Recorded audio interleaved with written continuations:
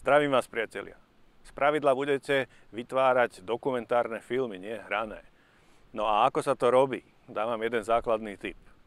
Osnovou takéhoto videa je spravidla človek, tak ako ja, ktorý tu stojí v zábere, rozpráva tie múdrosti, nad ktorými vaši zákazníci by mali urobiť také aha. K tomu budete potrebovať druhý záber, ktorý bude dokumentovať to, o čom rozprávate. Dajme si jeden príklad. Mohlo by nás napríklad zaujímať, akým spôsobom sa robia rybníky a ako sa to spraví, aby za normálnych okolností tá voda, ktorá tečie tu dolu, bola vyššie a naplnila rybníky. No v prvom rade potrebujeme vybudovať takéto hrádze.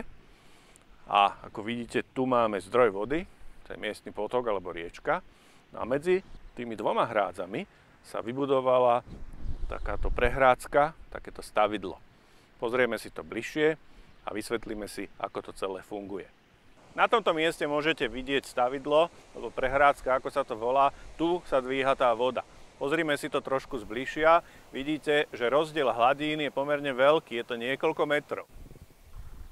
Keď už máme zodvihnutú vodu na príslušnú úroveň, tak môžeme ju začať rozdielovať.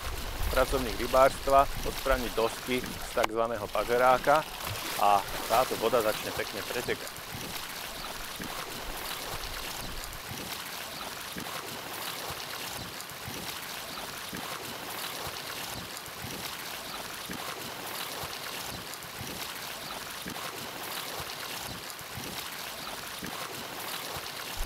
Úlohou tohto videa nebolo učiť vás o tom, ako sa ovláda voda v rybnom hospodárstve, na to vôbec nie som odborník.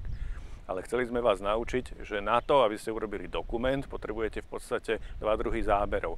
Jeden sníma mňa, ktorý rozpráva tie múdrosti, a druhé zábery dokumentujú to, čo hovorí.